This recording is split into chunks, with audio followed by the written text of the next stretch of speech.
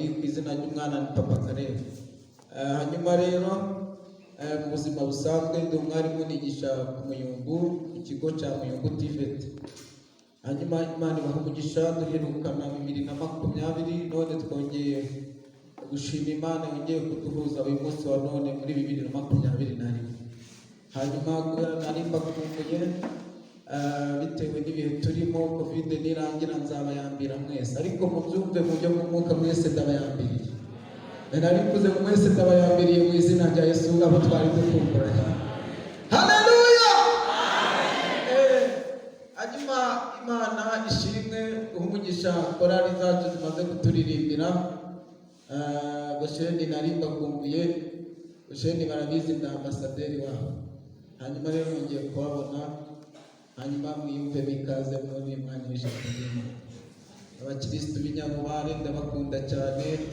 Hanyuma by'umwihariko twaje Karenge vile, Imana ibahugisha mu izina rya Yesu.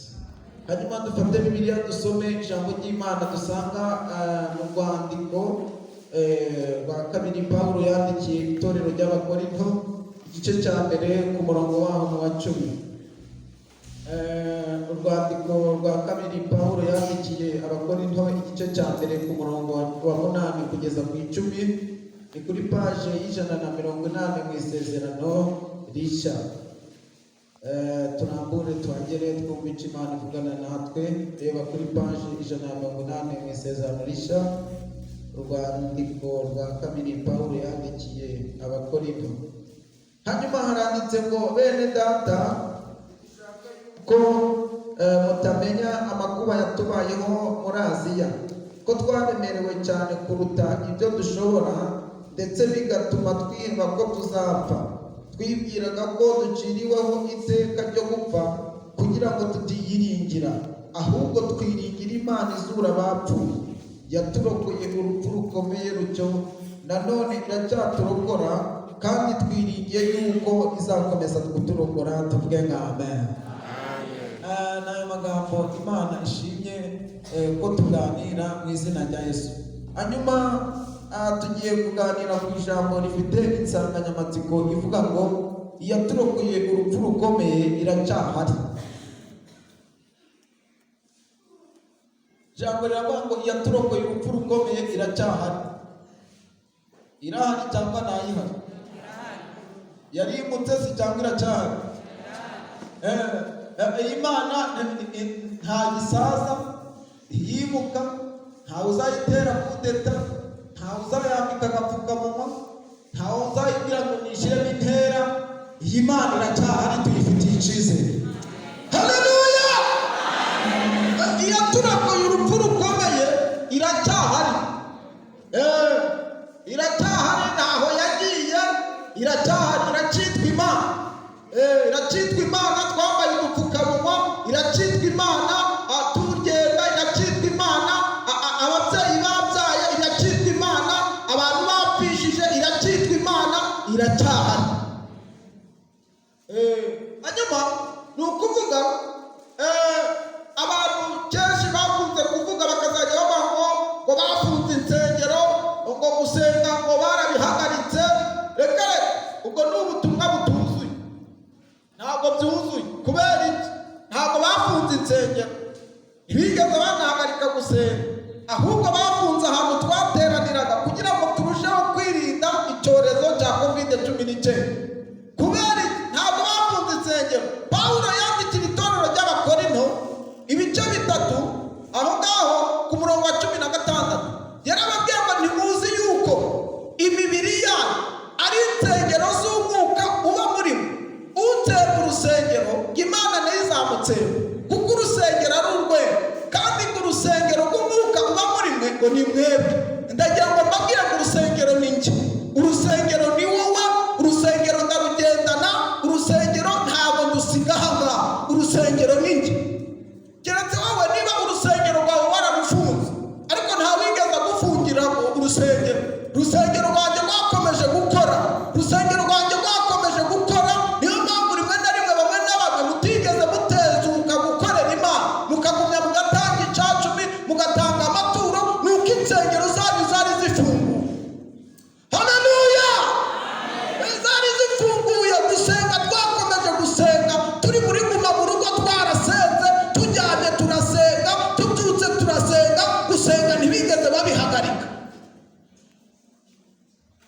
ubwo insengero barazifunze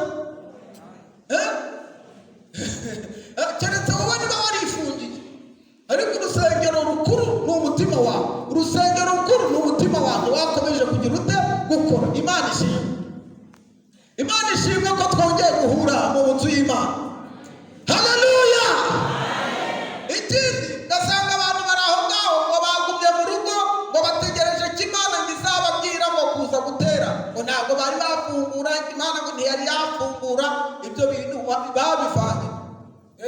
Ngo ntabwo twaterana ngo twambaye agapfukamunwa, ngo buriya si waterana wambaye agapfukamunwa ngo ugafashwa ngo kuzura umwuka wera. Uretse no kuzura umwuka wera no guhana no kuguruka wambaye agapfukamunwa. None si weho niba utangiye kunanirwa guterana amateraniro wambaye agapfukamunwa, ubwo ngubwo urambwira yuko Imana yaguhamagaye kuyikorera mu gihe wariye kawunga n'umuceri mu gihe cy'izuba, hanyuma mu gihe cy'imbeho ukajya kuyikorera.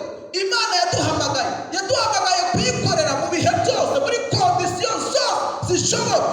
Twariye tutariye, imvura yaguye itaguye, izuba ry'igikatu riri kuva, ibyo ngibyo ntabwo ugomba kubitangamo impamvu. Imana yaguhamagaye kuyikorera ibihe byose. Abo yahamagaye haleluya. Imana yaduhamagaye kuyikorera mu bihe byose. Yaduhamagaye kuyikorera twambaye agapfukamunwa tukayikorera, tutakambaye tuzayikorera. Covid yarangiye tuzayikorera, Covid ihari tuzayikorera. Nta mpamvu. Imana yaduhamagaye kuyikorera ibihe byose.